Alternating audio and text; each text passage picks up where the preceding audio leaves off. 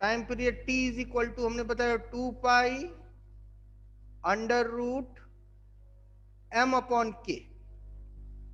ठीक है, तो आज हम लोग टाइम पीरियड निकालने सीखेंगे ऑसिलेशन के लिए इलेक्ट्रोस्टैटिक्स में। और दूसरी इंपॉर्टेंट बात बता दें कि जो चीज हम पढ़ाने जा रहे हैं ये क्वेश्चन मेडिकल एम्स में पूछा गया है, तो अपने दिमाग से ये भ्रम एकदम निकाल दो कि मेडिकल और इंजीनियरिंग दो अलग अलग चीजें हैं फिजिक्स के नाम पे। फिजिक्स एक ही है, हाँ एडवांस थोड़ा सा अलग हो जाता है, एडवांस के लिए हम नहीं बोलेंगे, लेकिन जेई मेंस में और उसमें मेडिकल में एक ही पेपर एक ही सब कुछ होता है, बहुत ज्यादा का फर्क नहीं होता।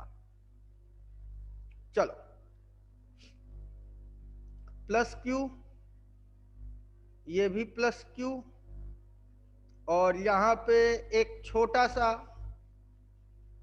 स्मॉल क्यू ब्रैकेट में मास एम, एक छोटा सा पॉइंट चार्ज हमने रख दिया है। ठीक है,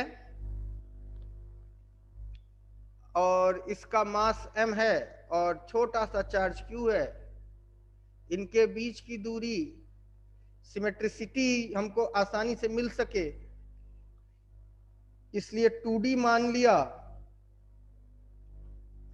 और ये दूरी बीचों बीच हमने मान ली d। तो आप हमें ये बताएंगे कि ये SHM कब करेगा? when small q will undergo SHM if displaced equatorially or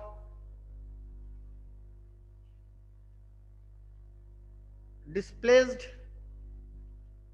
axially. Also find time period. तो बोलो बेटा, ये क्वेश्चन तो हम लोग डिस्कस कर चुके हैं, टाइम पीरियड नहीं निकाले थे, हमने कहा था टाइम पीरियड बताएंगे कभी, तो आज बता रहे हैं। तो पहले ये बताओ, ये ऑसिलेट किन कंडीशंस में करेगा? अगर हम इसे डिस्प्लेस करते हैं इक्वेटोरियली तब, कि अगर डिस्प्लेस करते हैं एक्सियली तब? क्या मानना है बोलो प्रतीक्षा? हाँ सर। इस पे चर्चा हुई हम लोगों की पीछे, बताओ। सर ऑक्सीलेशन नहीं पढ़ा। ना ना, हमने बताया, आप अपना नोट्स देखें, आप आई थी इस क्लास में, थी आप, हमको याद है।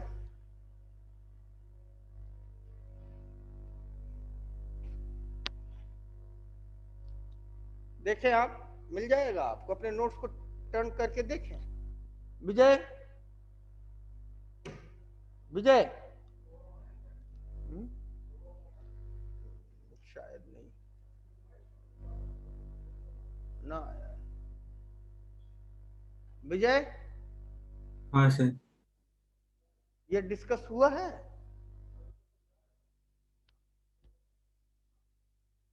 ये डिस्कस हुआ है बेटा? मेरा सर कंप्यूटर बंद हो गया था अभी। अच्छा, अभी बंद हो गया था, तो ये हम लोगों ने पास्ट में डिस्कस किया है कि नहीं?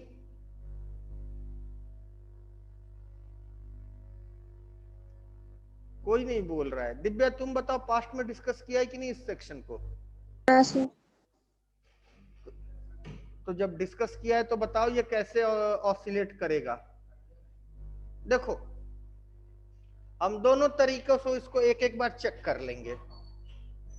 तो चेक करने के लिए पहले नाम दे लें, ए, बी और सी। तो अगर हम इसको ध्यान दें तो force on C due to A किस दिशा में काम करेगा बेटा? लेफ्ट की राइट? जल्दी बोलो। Force on C due to A किधर काम करेगा, लेफ्ट को काम करेगा कि राइट को काम करेगा? All this Right. Is absolutely correct, इधर को काम करेगा। Force on C due to A. अब force on C due to B किधर काम करेगा? Force on C due to B किधर काम करेगा? Left. लेफ्ट को काम करेगा। क्यों? क्योंकि पॉजिटिव चार्ज रेपल करता है, तो ये इसको रेपल करेगा, ये इसको रेपल करेगा। तो फोर्स की वैल्यू कितनी हो जानी है? Q1 Q2 upon 4 pi epsilon not D square, और यही हो जाएगा force on C due to B.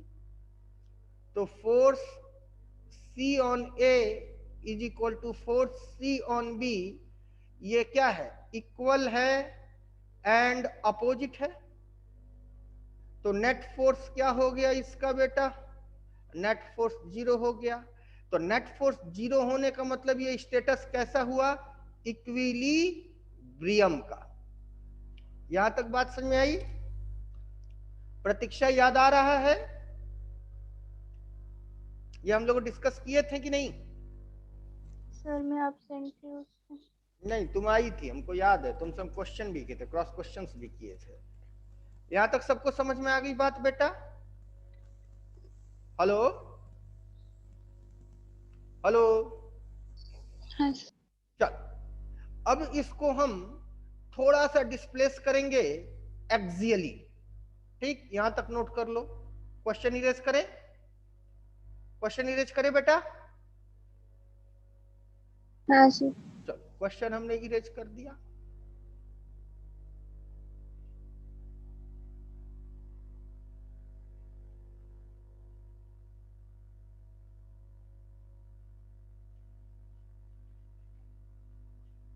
अब हमने इसी सिस्टम को बनाया, लेकिन अब जो है मेरा सी चार्ज थोड़ा सा डिस्प्लेस हो चुका है, अपने इक्विलिब्रियम से थोड़ा सा डिस्प्लेस हो चुका है। तो थोड़ा सा डिस्प्लेस हमने इसे कर देना है। मान लो हमने इसको यहां डिस्प्लेस कर दिया, यहां डिस्प्लेस कर दिया।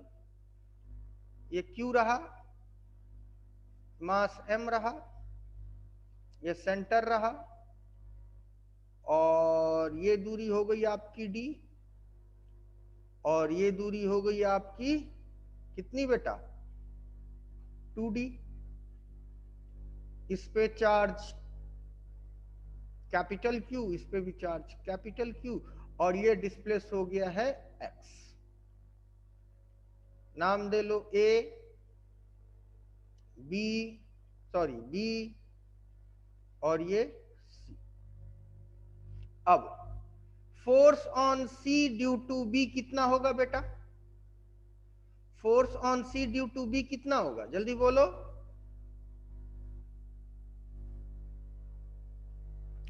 Force on C due to B कितना होगा?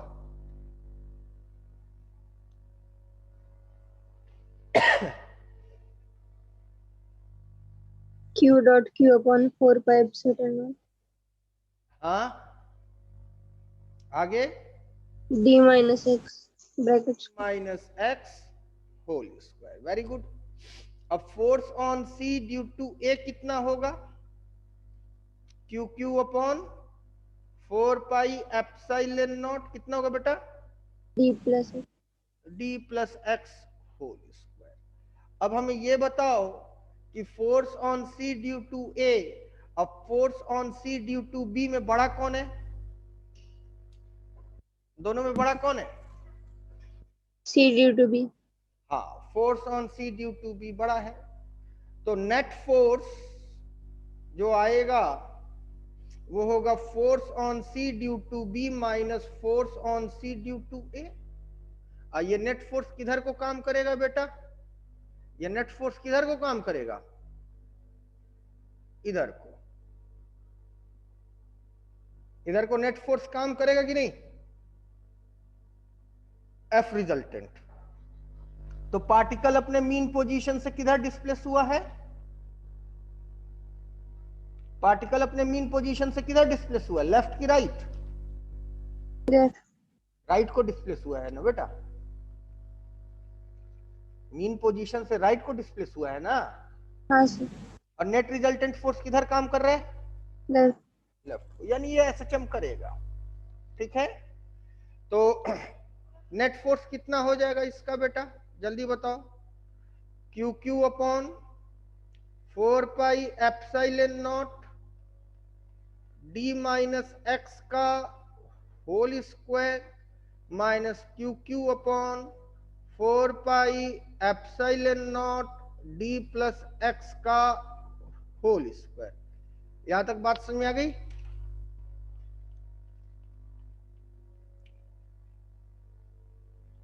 समझ में आई बात कि नहीं बेटा? हाँ सर। यहां तक नोट करो। प्रतीक्षा, हाँ सर। ये तुम सच बताओ, तुमको नहीं डिस्कस कराया था? नहीं सर। चलो तब जब तुम कह रही है तो मान लेते हैं। इक्विलिब्रियम वगैरह के बारे में तुमको नहीं पढ़ाया था?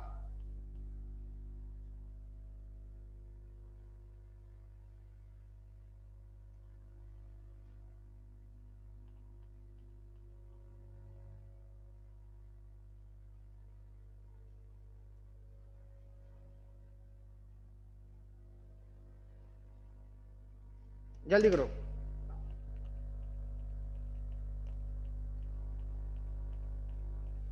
विजयलाल, यहां तक समझ में आई बात कि नहीं? बोलो। ओमकार, हाँ। चलो जल्दी करो।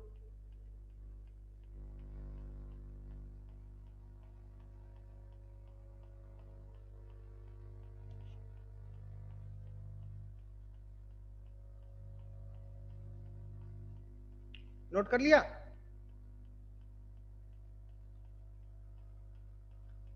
नोट कर लिया बेटा? जल्दी बोलो यस, नोट कर लिया। आगे बढ़े? Yes sir.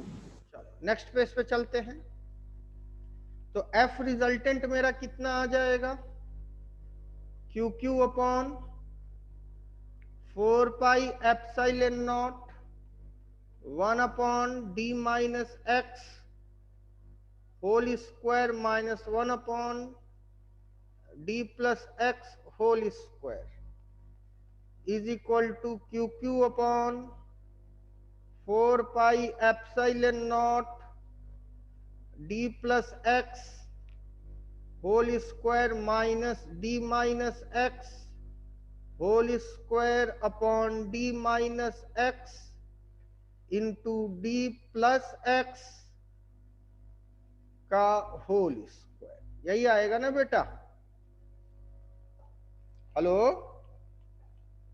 तो Q Q upon 4 pi epsilon not D square plus X square plus 2dx minus D square minus X square plus 2dx whole divided by D square minus X square का whole square. कोई doubt यहां तक बेटा? Hello hello, यहां तक कोई doubt किसी को? नहीं जी।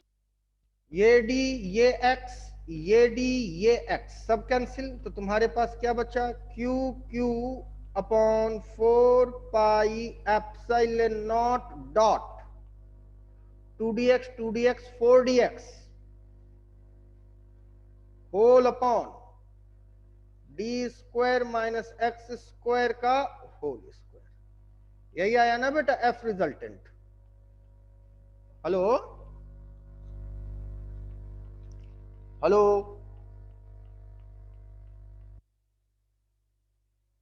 बोल भाई।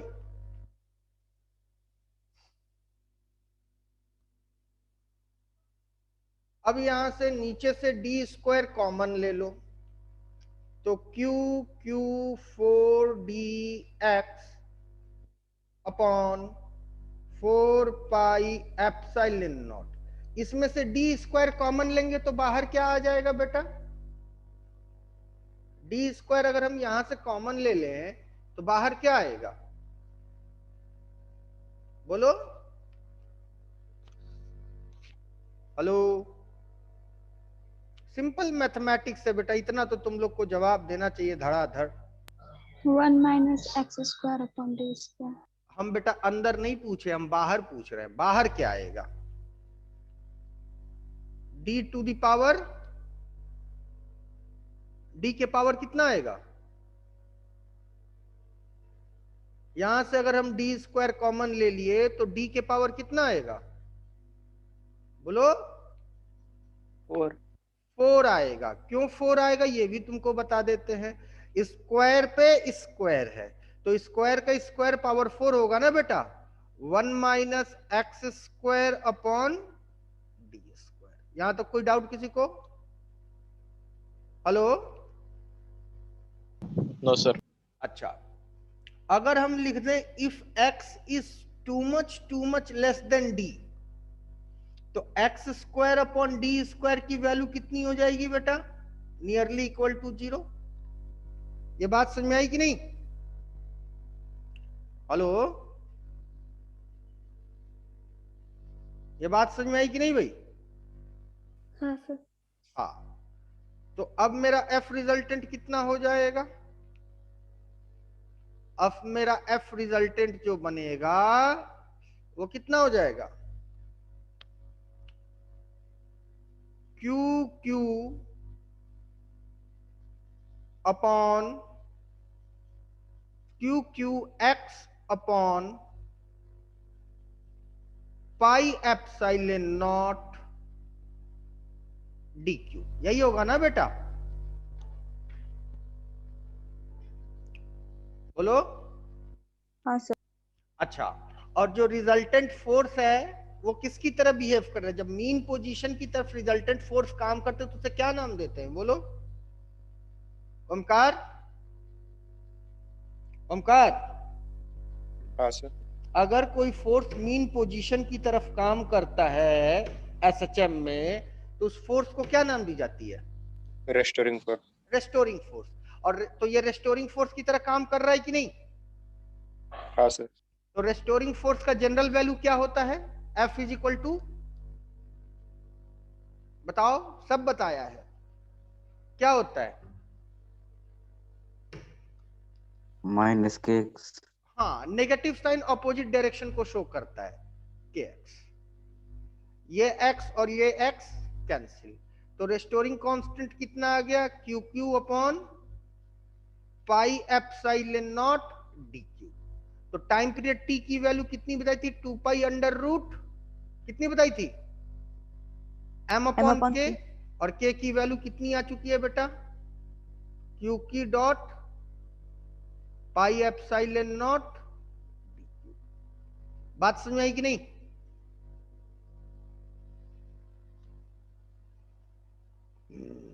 विजय, विजय, हाँ सर। समझ में आया बात कि नहीं भाई? हाँ सर। जल्दी करो।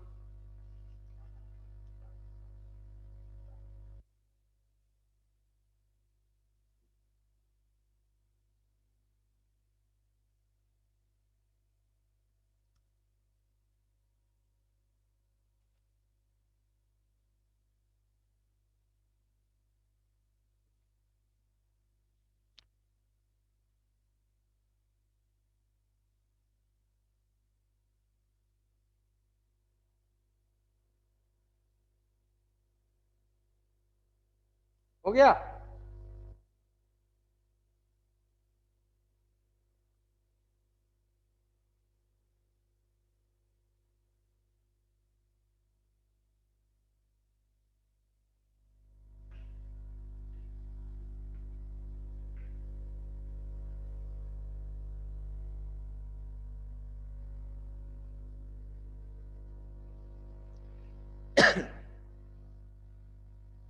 हो गया बेटा?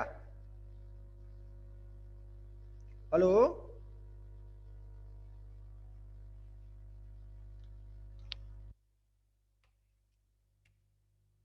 आगे बढ़े।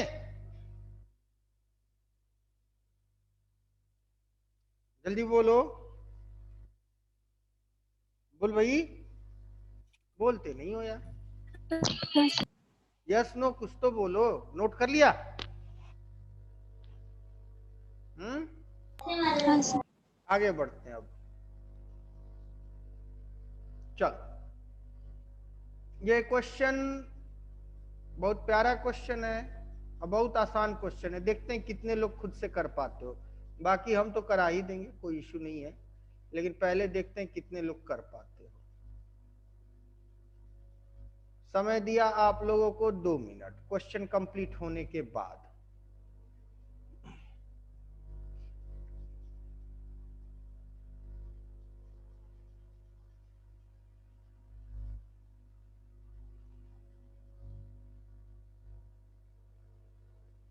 -Q2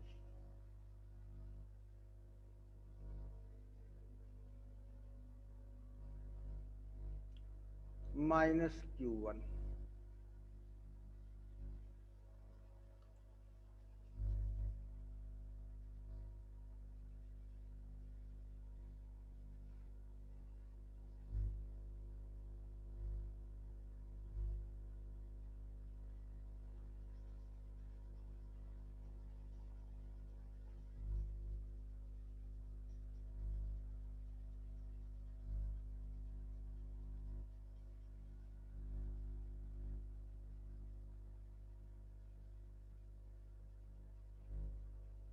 ये लंबाई दे रखी है a और ये एंगल दे रखी हुई है थीटा, और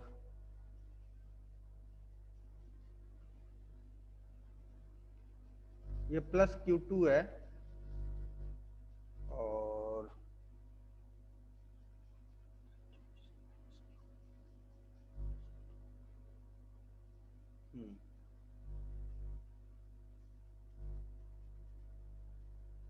यहाँ पे एक चार्ज है and this charge is of -Q3।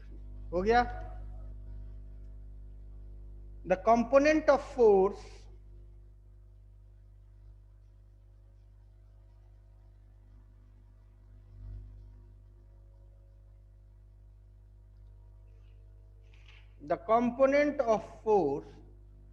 on minus the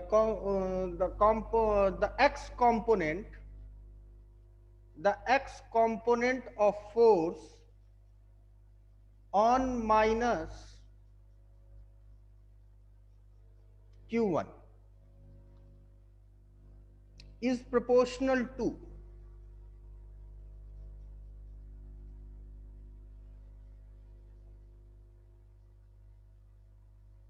आपके पास 4 ऑप्शंस हैं। A Q2/B² minus Q3/A² cos theta। Option B Q2/B² plus Q3/A²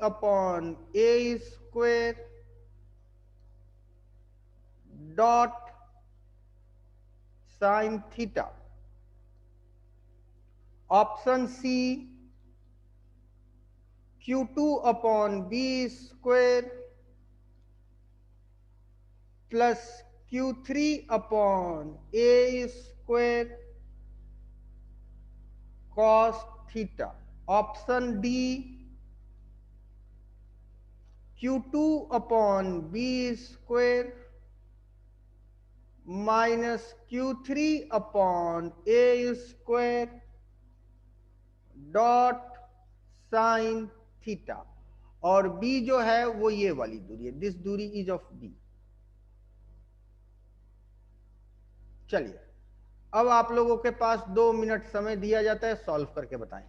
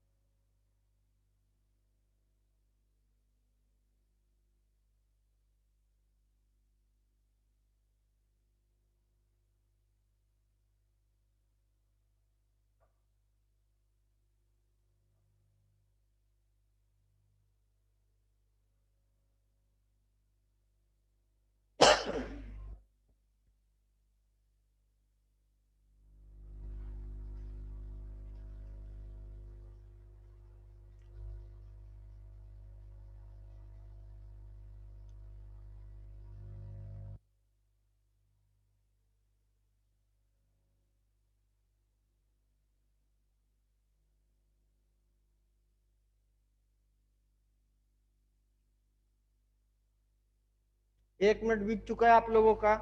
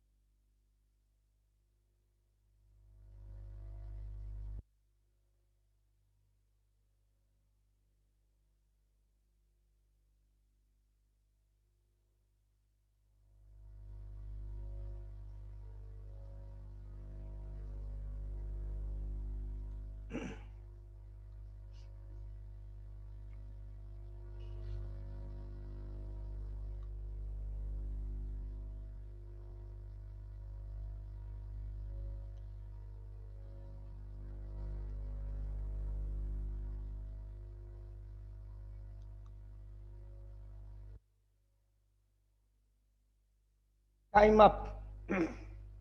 चलो, तो हमसे बात करोगे तो क्वेश्चन आसान हो जाएगा, इतना याद रखना। चुप मार के बैठोगे तो कुछ नहीं समझ में आएगा।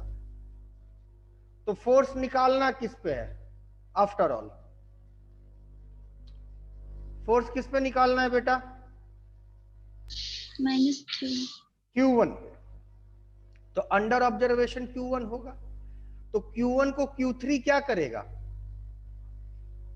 अट्रैक्ट करेगा कि रेपल करेगा?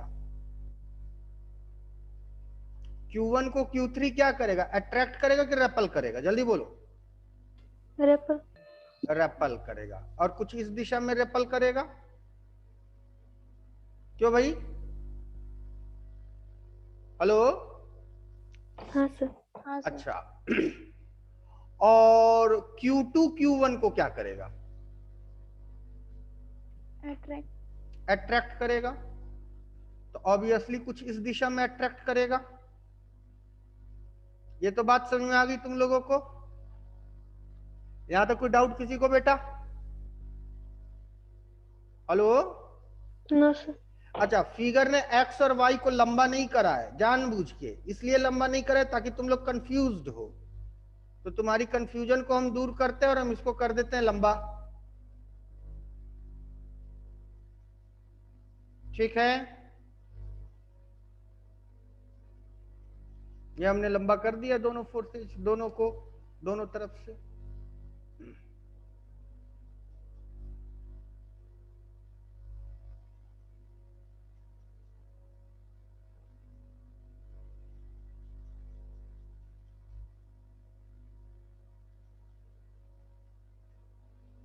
चलो, तो इधर को हमने माना कि F1 काम कर रहा है, let us name it as to be F1।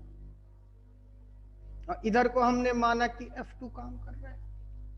तो कंपोनेंट्स में कौन रिजॉल्व होगा? F1 की F2 की दोनों? बोलो क्या लग रहा है? मतलब X और Y में कौन टूटेगा? F1 टूटेगा कि F2 टूटेगा? F1। F1 टूटेगा। तो ये एंगल थीटा है, तो अगला थीटा ये होगा कि नहीं होगा? अगला थीटा होगा कि नहीं होगा? बोलो। हाँ सर। क्यों होगा? वर्टिकली अपोजिट के नाम पे। और थीटा का पड़ोसी कौन सा कंपोनेंट होता है?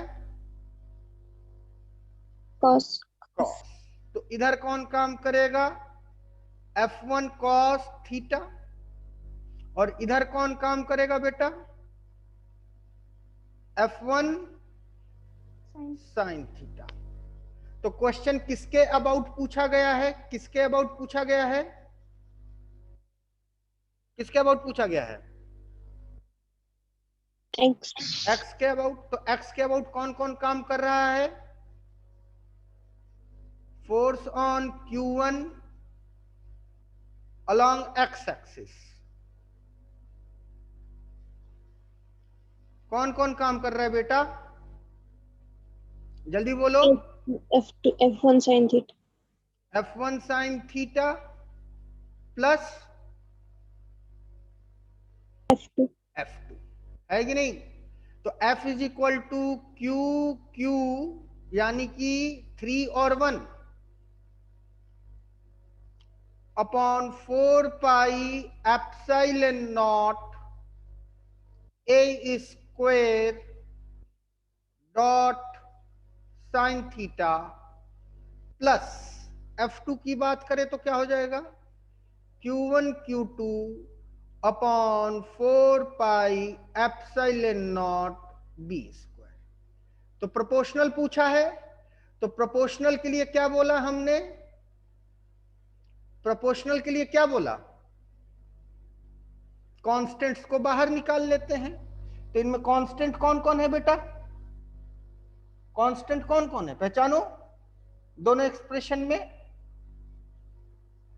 Q1 है, 4 पाई एप्सिलॉन नॉट है, Q1 है, 4 पाई एप्सिलॉन नॉट है कि नहीं है? बोलो हाँ या ना। हाँ sir. Q1 upon 4 pi epsilon not हमने कांस्टेंट बाहर ले लिया। ब्रैकेट में क्या बचा? Q3 sine theta upon A square plus Q2 upon B square. तो जब प्रोपोर्शनैलिटी बनानी होती है तो कांस्टेंट को किस में बदल दी जाती है? कांस्टेंट को गायब कर देते हैं ना बेटा, बताया था कि नहीं? जब इक्वालिटी को प्रोपोर्शनैलिटी बनाना होता है तो कांस्टेंट को गायब कर देते हैं, और जब प्रोपोर्शनैलिटी को इक्वालिटी बनाना होता है तो कांस्टेंट लगा देते हैं। क्यों भाई विजय, ये बात सही है कि गलत है? हाँ सर। तो उसी बात को हम लोग कायम रखेंगे। तो कांस्टेंट को गायब कर दो और इक्वालिटी बन जाएगा प्रोपोर्शनैलिटी में। तो क्या बन जाएगा? Q3 sine theta upon A square plus Q2 upon B square. तो कौन सा तुम्हारा राइट ऑप्शन है बताओ? बी। क्वेश्चन टफ था कि आसान था? बोलो।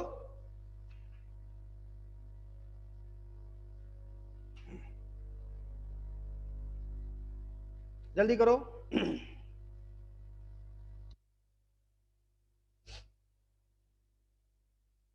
प्रिया मोहिते, सर। समझ में आया बेटा? हाँ सर। क्वेश्चन टफ था कि आसान? हाँ सर। तो क्यों नहीं तुम जवाब दे पाई? जल्दी करो।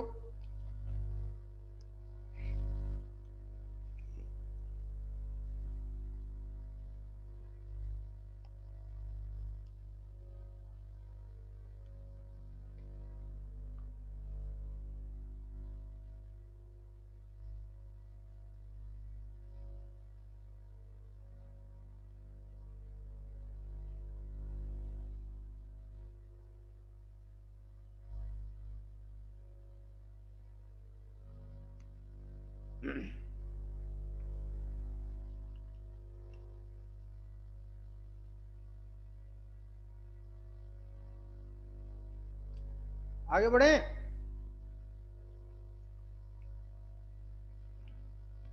आगे बढ़े बेटा।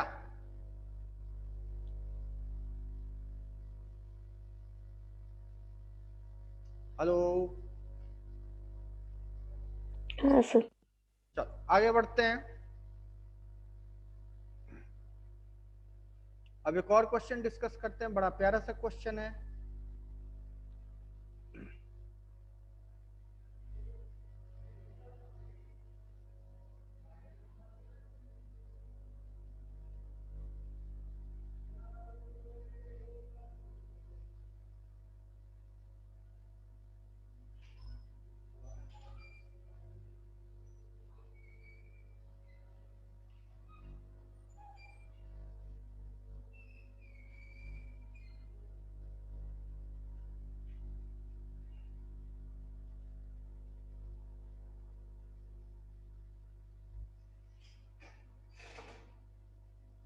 चलो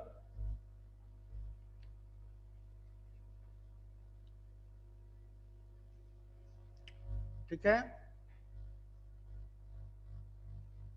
the region between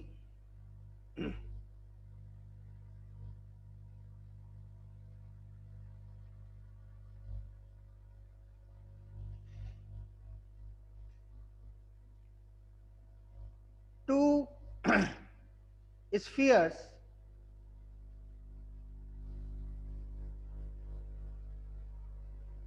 has charge density rho equal to A upon R. The region between two spheres has charge density rho is equal to A upon R, where A is equal to any constant and R is equal to distance from center.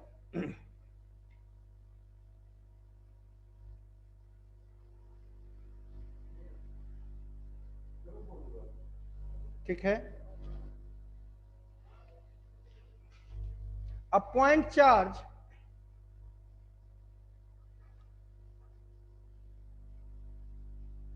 capital Q is placed at center.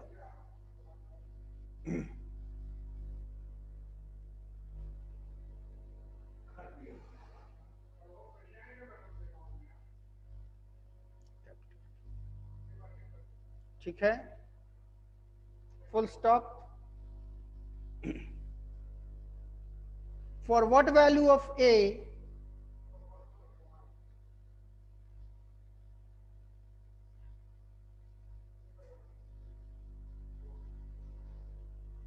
electric field in between the space of spheres is constant. For what value of A electric field in between the space of spheres is constant? Option A, Q upon 2 pi A square. Option B, Q upon 2 pi B square minus A square. Option C, 2Q upon pi A square minus B square. And option D, 2Q upon pi A square. तो question ध्यान से समझो, कहता क्या है कि ये जो मेरा स्पेस है दोनों स्फेयर्स के बीच में, इस स्पेस में कुछ चार्ज भरे पड़े हुए हैं, कुछ यू, ठीक है, कुछ यूं चार्ज भरे पड़े हुए हैं, और ये जो चार्ज की डेंसिटी है, वॉल्यूम डेंसिटी है, जो कि A अपॉन R है, ठीक, और साथ ही साथ सेंटर पे एक चार्ज रखा गया है कैपिटल Q, तो इसके रीजन की जो इलेक्ट्रिक फील्ड हो वो कांस्टेंट हो, तो इसके रीजन के बीच में ये एक हमने पॉइंट मान लिया, हमने ये एक पॉइंट मान लिया, ग्रीन कलर से डिनोट करते हैं। तो कहीं भी इलेक्ट्रिक फील्ड निकालने के लिए तुम लोगों को क्या बताया था, क्या बनाने के लिए, जल्दी बोलो, इलेक्ट्रिक फील्ड निकालने के लिए सबसे पहले क्या बनाने को कहा था बेटा, याद आ रहा है? Gaussian surface. गॉसन सरफेस, उस पॉइंट को टच करता हुआ, तो ये हमने बना लिया गॉसन सरफेस। वेरी गुड, सही कोशिश करा आप लोगों ने, मजा आ गया आप लोग के जवाब को सुन के। तो ये बन गया मेरा एक गॉसन सरफेस, ठीक है। अब इस गॉसन सरफेस के अंदर की अगर बात करें तो एनक्लोज चार्ज कितना हिस्सा है? एनक्लोज चार्ज जो भी ये वाला Q आएगा वो, और प्लस ये जो कैपिटल Q है, यही दोनों एनक्लोज चार्ज होंगे ना बेटा? Hello hello. हाँ, और इसकी हमने एक आर्बिट्ररी दूरी हमने मान ली। आर्बिट्ररी दूरी हमने कितनी मान ली? आर। आर्बिट्ररी समझते हो? अंग्रेजी में वर्ड है, हिंदी में बोलते यादृच्छिक। तुम लोग को यादृच्छिक नहीं पता होगा, इतनी अच्छी हिंदी तुम लोगों को नहीं आती होगी। आर्बिट्ररी अंग्रेजी में कहते हैं मतलब कि अपने स्वेच्छा से कोई भी वैल्यू ले लीजिए जिसके पीछे कोई हार्ड एंड फास्ट रूल ना हो, उसके लिए हम लोग कहते हैं आर्बिट्ररी या फिर यादृच्छिक। यहां तक कोई दिक्कत? आगे बढ़े। Hello hello. तो ध्यान से देखो, क्वेश्चन इरेज करें कि नेक्स्ट पेज पे चले? बोलो, क्वेश्चन इरेज करें कि नेक्स्ट पेज पे चले? इस पॉइंट को नाम दे देते हैं हम P, इस पॉइंट को नाम दे देते। क्या बोला बेटा आपने? Question erase. क्वेश्चन इरेज करते। चलो, फिगर नहीं इरेज करेंगे, फिगर मेरे काम की है, बिना फिगर के काम बनेगा नहीं। बहुत प्यारा और बहुत टेक्निकल क्वेश्चन है, लेकिन टफ नहीं है। हम बार बार कहते हैं टेक्निकल होने का कतई मतलब नहीं होता कि टफ हो।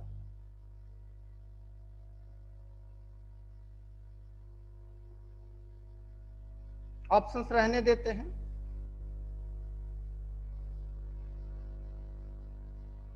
चल,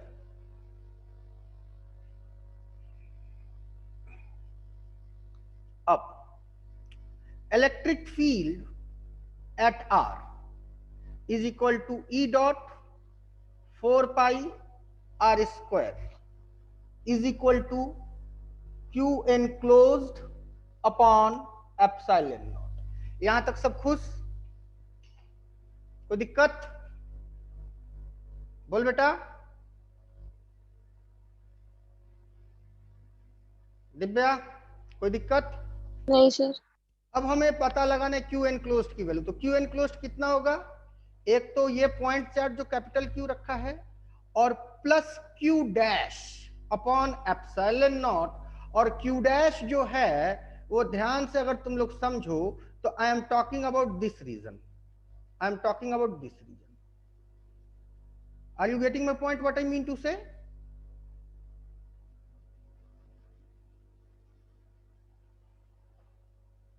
विजयलाल, खांडेकर, हाँ सर। प्रतीक्षा, हाँ सर। बाकी बच्चों जिनका नाम नहीं लिया, सबको समझ में आ रहा है कि नहीं?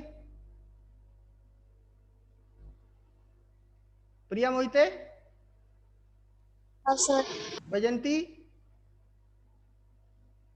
हाँ सर।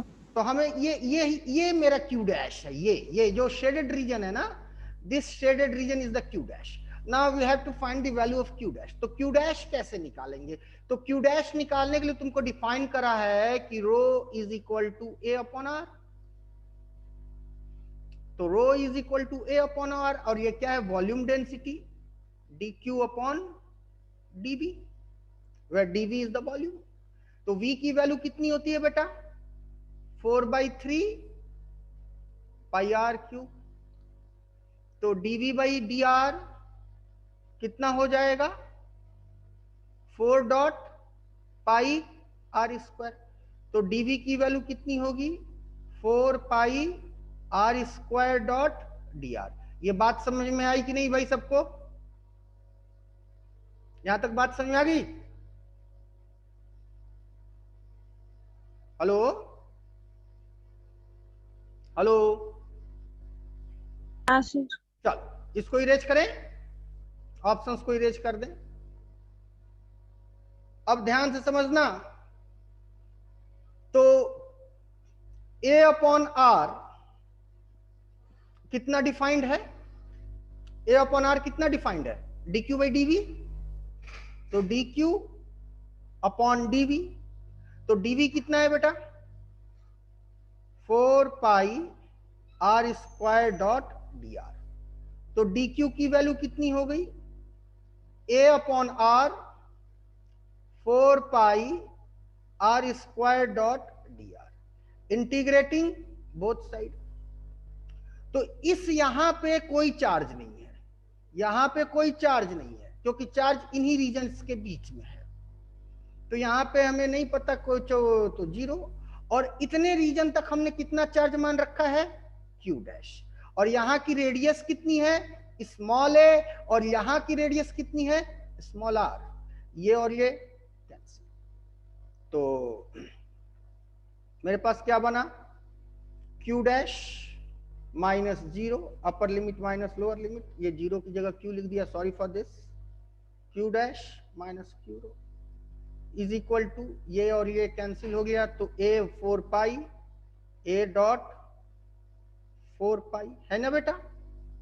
और ये क्या बना, आर डी आर का इंटीग्रेशन क्या होगा, R square upon 2, from where to where, A to R, upper limit minus lower limit, तो Q dash is equal to 2 pi capital A into R square minus A square. यहां तक समझ में आई बात सबको, हेलो हेलो, चलो तो लिख सकते हैं electric field E is equal to Q plus, Q dash की वैल्यू कितनी आ चुकी है, 2 pi A capital A into R square minus A square upon 4 pi epsilon not R square. Clear है, यहां तक नोट करो, हम आ रहे हैं 1 मिनट में।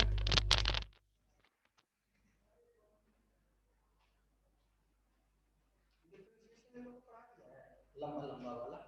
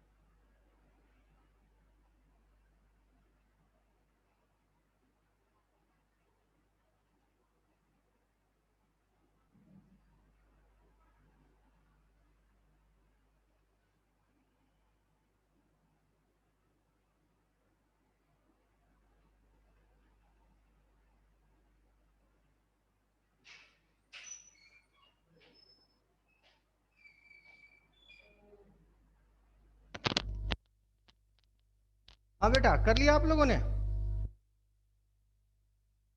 हेलो हो गया,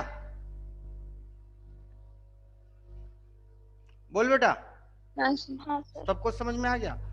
अच्छा अब ध्यान से देखो, तो इलेक्ट्रिक फील्ड मेरा क्या होना चाहिए, क्वेश्चन क्या है, for what value of A electric field is क्या, between the space of, is electric field between the space is constant. Constant. हमें ये कांस्टेंट वर्ड से बड़ा यहां लगाव है। कांस्टेंट वर्ड से क्यों लगाव है, क्योंकि तुम लोग को शायद हमने बताया था, शायद का डेफिनेटली बताया था कि कांस्टेंट का डिफरेंशिएशन क्या होता है, कांस्टेंट का यही इस क्वेश्चन का क्लिक पॉइंट है कि तुमको कहता है कि कोई भी वैल्यू कांस्टेंट आए, तो जो भी वैल्यू कांस्टेंट आएगी उसका डिफरेंशिएशन क्या होगा, बताओ दिव्या, क्या बताया था दिव्या, 0। Absolutely correct. मार्ट साहब अथर्व देखिए क्लास छोड़ने के समय आ रहे हैं, केमिस्ट्री के लिए आए हैं मतलब, खैर। तो कहने का मतलब ये रहा कि अगर हम किसी चीज कोई भी कांस्टेंट वैल्यू है और उसको डिफरेंशिएट करते हैं तो उसकी वैल्यू क्या आनी चाहिए, 0 आनी चाहिए। ठीक है, तो इरेज करें इन सबको, इन सबको नोट कर लिया आप लोगों ने ना बेटा? हाँ चलिए इरेज करते हैं। यानी कि मेरा जो इलेक्ट्रिक फील्ड का डिफरेंशिएशन आएगा दैट मस्ट बी 0। ठीक है, और डिफरेंशिएशन तो सबको हमने बताया ही है। तो E इज इक्वल टू, अलग अलग लिख लेते हैं ताकि डिफरेंशिएट करने में आसान होगा। तो Q upon 4 pi epsilon not R square plus 2 pi A upon 4 pi epsilon not R square dot R square minus 2 pi A square upon 4 pi epsilon not R square का D बाई डी आर और D by D are, इसकी value क्या आनी चाहिए, 0 आनी चाहिए। और इसकी वैल्यू 0 करके हम सॉल्व कर लेंगे, मेरा आंसर आ जाएगा। तो इसका डिफरेंशिएशन क्या होगा, जो जो कांस्टेंट्स को बाहर निकाल लो, Q upon 4 pi epsilon not. अब 1 अपॉन आर स्क्वायर का डिफरेंशिएशन क्या होता है भाई, 1 अपॉन आर स्क्वायर का डिफरेंशिएशन क्या होता है, बोलो? r to the power -1, sorry -2 d by D R क्या होगा, nx to the power n-1 ना बेटा?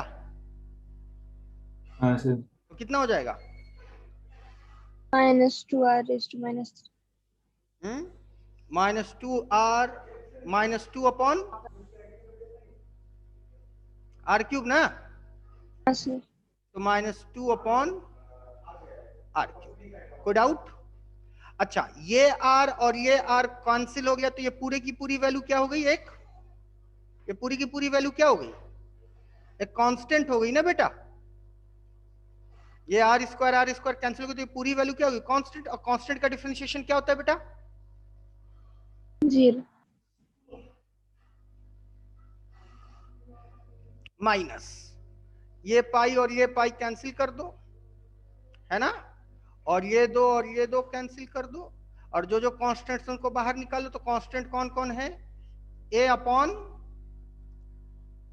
ए स्क्वायर अपॉन 2 एप्सिलॉन नॉट, और फिर r स्क्वायर का डिफरेंशिएशन हो गया। तो 1 अपॉन आर स्क्वायर का डिफरेंशिएशन क्या होगा बेटा, -2 अपॉन आर क्यूब, यही आएगा ना बेटा? बोलो हाँ या ना, बोल भाई। हाँ सर। और इसकी वैल्यू कितनी हो गई, 0, क्योंकि कांस्टेंट का डिफरेंशिएशन 0 होता है। अब इन दोनों में से जो जो चीजें कांस्टेंट है वो इधर बाहर निकल के मल्टीप्लाई होके 0 हो जाएगा। तो ये बेसिक एलिमेंट्री मैथमेटिक्स तो सबको आ ही रहा होगा। तो आर क्यूब भी कैंसिल आउट हो गया 0 से मल्टीप्लाई होके, एप्सिलॉन नॉट भी कैंसिल आउट हो गया 0 से मल्टीप्लाई होके, और इस 4 का एक 2 भी कैंसिल आउट हो गया 0 से मल्टीप्लाई होके। तो मेरे पास क्या बचा, मेरे पास बचा -q अपॉन 2 पाई प्लस, पहले वाले में 2 रह गए। क्या बेटा, फिर से बोलो क्या बोला आपने, -2 क्यों है ना पहले में? -2q है, लेट मी सी, -2 अपन, हाँ very good, thank you, thank you बेटा। तो ये 2 भी कैंसिल हो जाएगा, सॉरी, तो ये नहीं होगा, ठीक है, थैंक यू। और A square dot 2 is equal to 0, यही हुआ ना बेटा?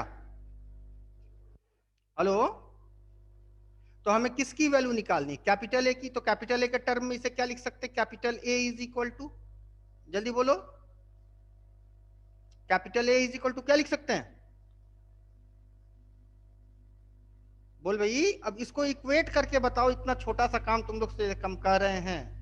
Q बाई पाई हाँ, A square 2 Q by pi 2A square.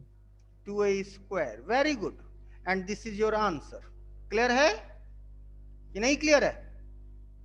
तो बस यही तुम लोगों का इसमें एक टेक्निकल पॉइंट है। अगर ये टेक्निकल पॉइंट दिमाग में नहीं आएगा तो तुम लोग सुबह से शाम लगा दोगे, इस क्वेश्चन को सॉल्व नहीं होगा। टेक्निकल पॉइंट यही है कि कांस्टेंट का डिफरेंशिएशन 0 होता है। यही रिलेशन है मैथमेटिक्स और फिजिक्स में, और डिफरेंशिएशन करने आना चाहिए। बाकी तो गॉस थ्योरम हमने सिखा दिया। गॉस थ्योरम फिजिक्स का हिस्सा है, लेकिन कांस्टेंट का डिफरेंशिएशन 0 होता है, ये फिजिक्स का हिस्सा नहीं है, ये मैथ्स का हिस्सा है, लेकिन पढ़ना मजबूरी है।